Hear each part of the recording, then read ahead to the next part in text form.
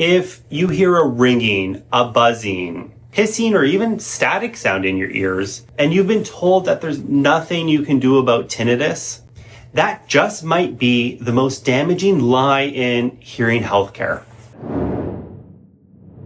My name is Dario Coletta. I'm a doctor of audiology, and I've helped hundreds of people in the Toronto area to achieve better hearing and solve complex cases of hearing loss. And today we're going to debunk this very common myth with facts, not fear.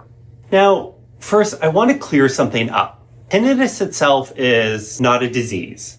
Tinnitus is a symptom of something. And it's a sound that we hear either in our ears or our head without an actual sound source. And for most people, tinnitus can't be heard by others. So it's a very subjective experience, and that only the person experiencing it hears it. Tinnitus could be your brain reacting to either missing or distorted sound. And this can most commonly be from hearing loss, noise exposure, stress and anxiety, certain types of medications, jaw or neck issues.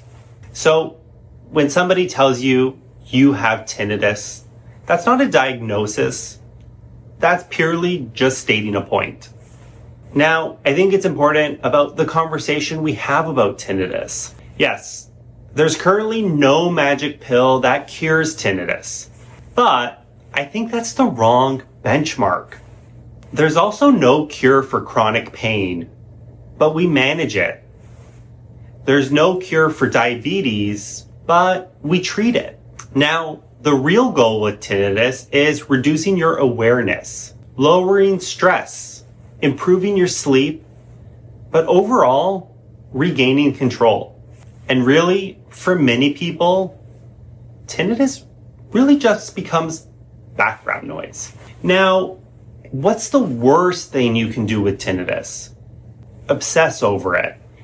It's very much one of these things which can be difficult, but the more we think about it, the more we dive into reading about it or following along with things online, potentially, the more you're going to perceive it. Monitoring it constantly. Sit in silence, waiting for it to stop. Your brain is like a pattern recognition machine. The more attention you give tinnitus, the louder it feels.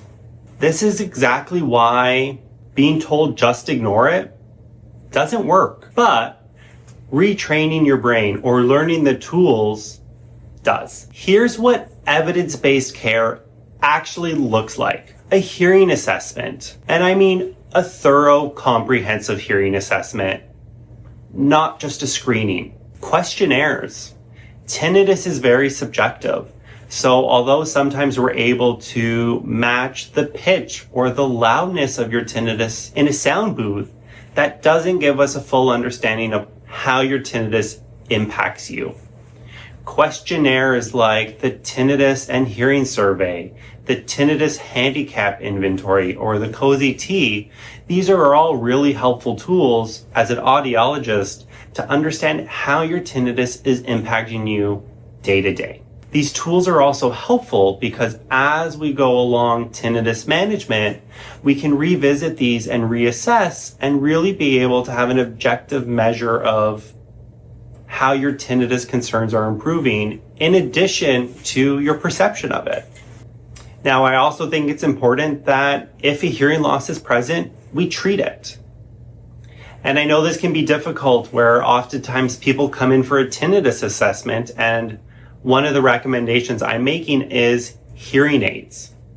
But if we look at the research, hearing aids are a very effective tool in managing tinnitus for those with hearing loss, even very mild hearing loss. Sound therapy. And this is really designed to help reduce the contrast between quiet and your tinnitus. It's the same idea if we think about people with hearing loss and tinnitus. While they're wearing their hearing aids, of course they're hearing better because they're picking up all of the sounds around them. But as a byproduct of that, they actually find that their perception of their tinnitus has been reduced. And it's because of all these additional sounds in their environment that they're hearing more clearly. Their perception of their tinnitus has reduced. Their tinnitus is still just as loud as it was before, but your perception has changed. And so when we think about sound therapy, we're thinking about, well, what is your hearing like? But if you have normal hearing, or for those times when you're not wearing hearing aids, how can we implement sound therapy to best suit you? Often, one of the most concerning times for people is trying to fall asleep at night. And if we can imagine, our bedrooms usually tend to be these very quiet places. And so in our quiet bedrooms, the contrast between quiet and our tinnitus is significant. And so one of the things we can look at is, well, how can we introduce into that environment to reduce our perception? I also think it's important to look at cognitive strategies. This is to really help either break down a fear loop or really help with what we call maladaptive behaviors that are not helpful. Of course, as an audiologist, we're working within a scope of practice.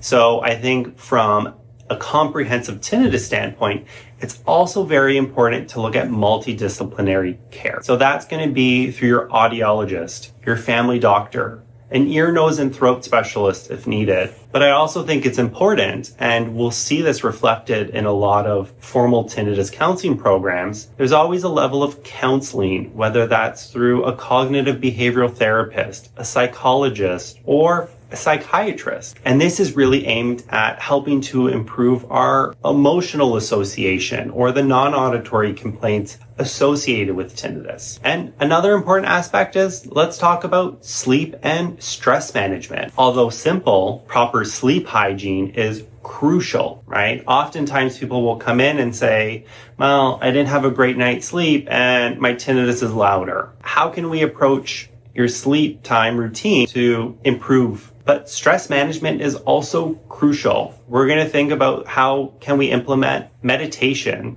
relaxation, even if it's you taking 5, 10, 15 minutes a day, going through a guided meditation, relaxation exercises, positive imagery, doing the things you enjoy doing. Often we can get away from the things we enjoy doing just simply because we're no longer interested or we're not sure how our hearing or tinnitus is going to impact that. But it's very important that you continue to do the things you enjoy doing. Now, an emerging area or an area that's actually becoming very common in tinnitus is neuromodulation. Now, as a Canadian audiologist, some of these major devices that you're seeing online are not yet available in Canada. However, I'm hopeful that they're available in the near future, and that is something that an audiologist will be able to guide you through. Based on the information that we're seeing from the US and Europe, where these things are approved and being implemented in patient care, audiologists as well as patients are reporting significant outcomes when these devices are being used. Now, often that's in conjunction with sound therapy,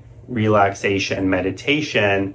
And so this is another feature if we're looking at a multidisciplinary care model of what we can add. This isn't just about masking your tinnitus. This is about teaching your brain that tinnitus isn't a threat. Tinnitus can be common. It happens to about 10 to 15% of the population. It's manageable. There are very effective techniques in managing tinnitus. And it's not a sign that you're losing your hearing or anything beyond that. It's not something that you have to suffer with alone or just live with. And no, random supplements, herbs, detoxes, or even miracle YouTube cures, that's not the answer. If someone promises to erase your tinnitus forever, I want you to run. You're struggling with tinnitus. This is the important thing that I want you to hear. Nothing's broken. And this is not the end of your quality of life. With the right information, the right strategy, and really the right support, that can change everything. If this helped, like, subscribe, go back and watch our old videos, or share this with someone who needs reassurance today. And remember, you don't need silence to live well, you need control.